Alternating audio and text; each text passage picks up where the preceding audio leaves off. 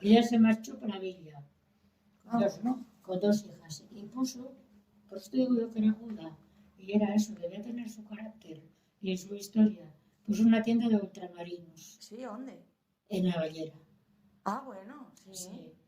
Y entonces, ¿qué hacía? Vender todos los productos de casa de su hijo. Claro, sí, ya que lo tienes, Los aprovecha. patates, todas las cosas, Claro. la leche, bueno, vendería más, porque su hijo no iba a eso, pero bueno.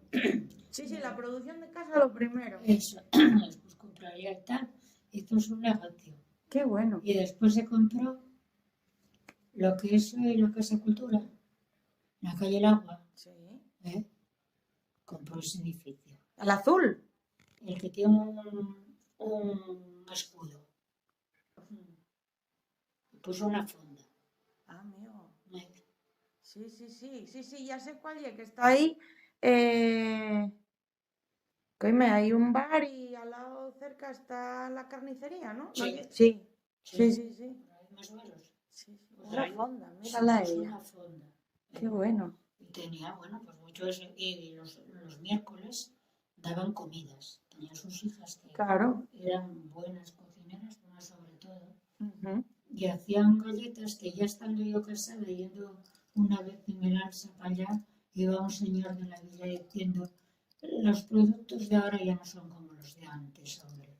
Los de antes, acuérdame yo, llamaban ellos les Luisines, porque como eran 3 mujeres, una se llamaba Luisa, pues llamaban ellos les Luisines.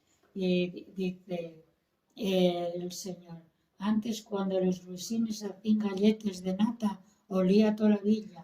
Claro. Pues estuvo ahí, o sea, hasta que quedó una de ellas, murió la abuela, después murió la otra, y quedó una sola, y ya mayor pues ya no podían atender gestionar, nada. ¿Y cómo se llamaba la fonda? ¿Tenía nombre?